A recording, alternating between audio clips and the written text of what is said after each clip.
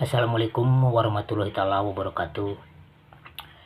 Jumpa lagi dengan saya di podcast Riktea, yang di sini untuk hari ini akan saya mencoba untuk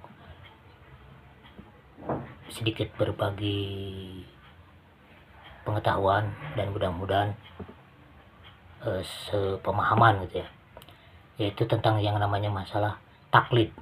Ini mungkin taklid sesi kedua gitu ya.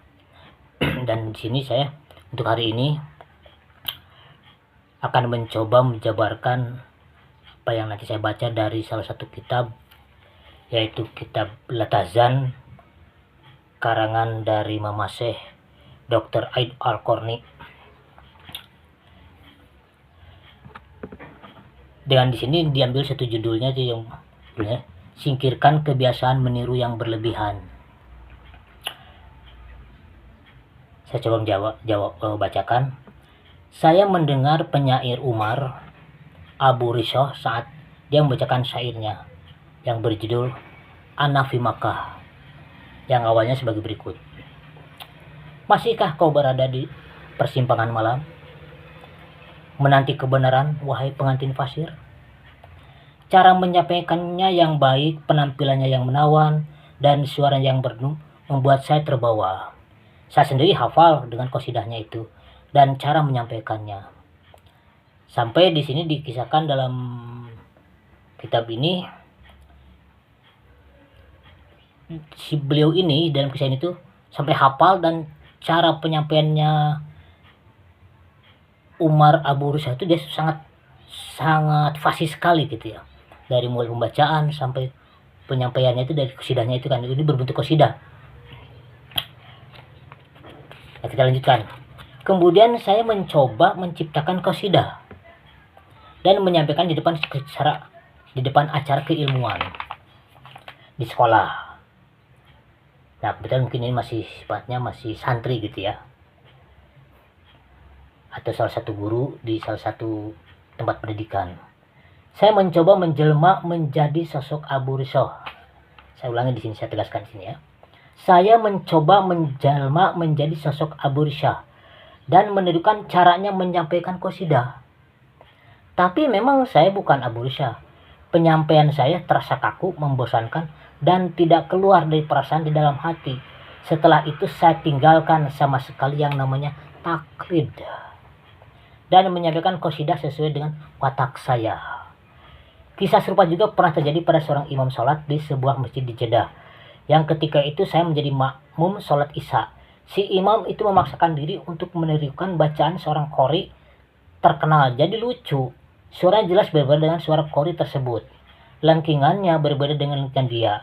Keharusan-keharusan yang mestinya dijalankan oleh imam dimaksud menjadi kacau. Suaranya tak sampai dan napasnya terengah-engah.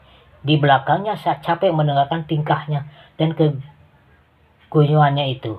Dari situ saya menyadari bahwa sang pencipta itu telah menciptakan kemampuan, potensi, dan sifat masing-masing bagi setiap orang yang berbeda dengan yang lainnya. Seperti ditulis dalam Al-Quran surat Al-Maidah yang artinya, Bismillahirrahmanirrahim, untuk tiap-tiap umat itu antara kami berikan aturan dan jalan yang terang.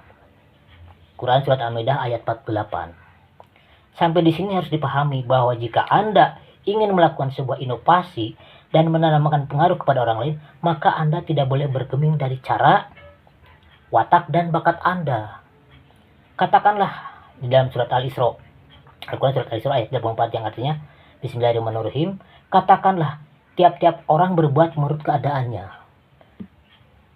Jangan meniru suara orang lain dalam berbicara, cara berjalan orang lain dalam berjalan, dan cara duduk orang lain saat duduk, agar Anda terlepas dari taklid meniru dan menyerupai daya tarik, warna, dan ciri khas Anda itu ada dalam kemandirian Anda untuk berinovasi dan menanamkan pengaruh dalam diri orang lain, juga dalam cara Anda memberi yang berbeda dengan cara yang menyajikan.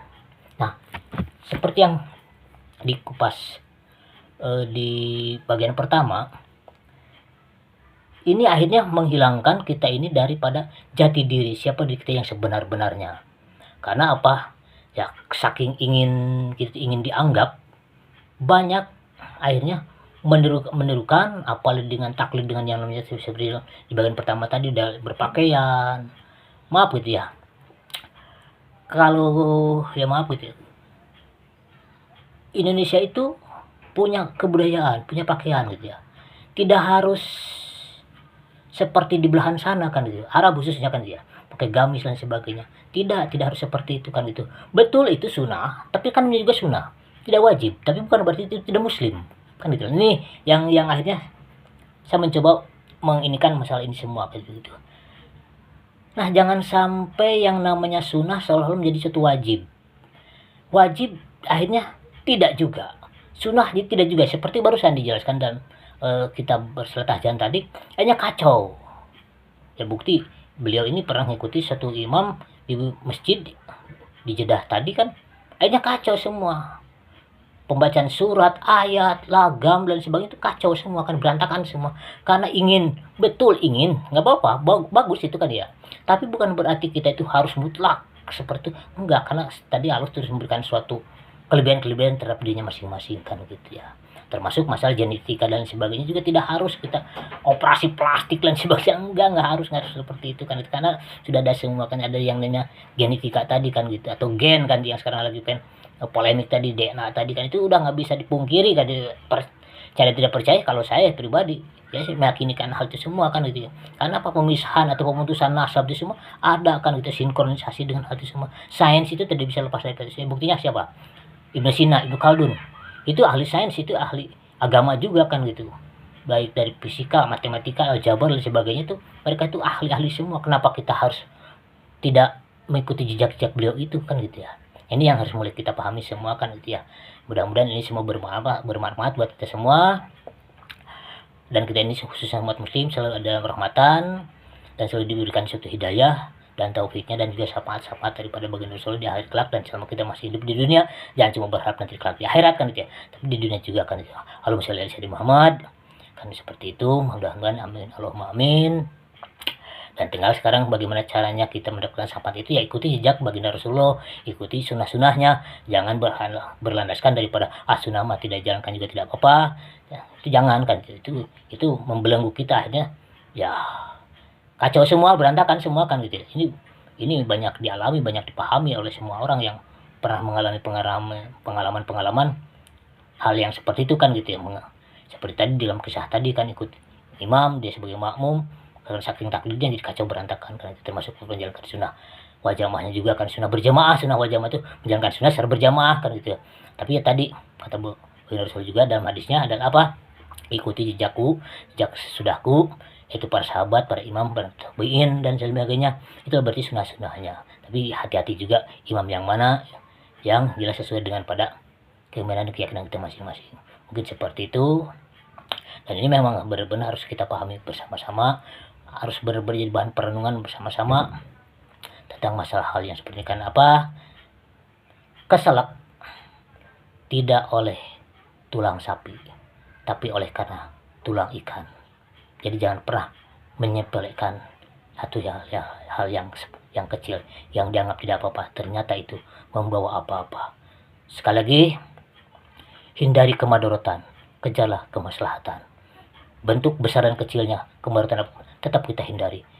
Kedepankan adalah masalah ukhuwah. Wassalamualaikum warahmatullahi wabarakatuh.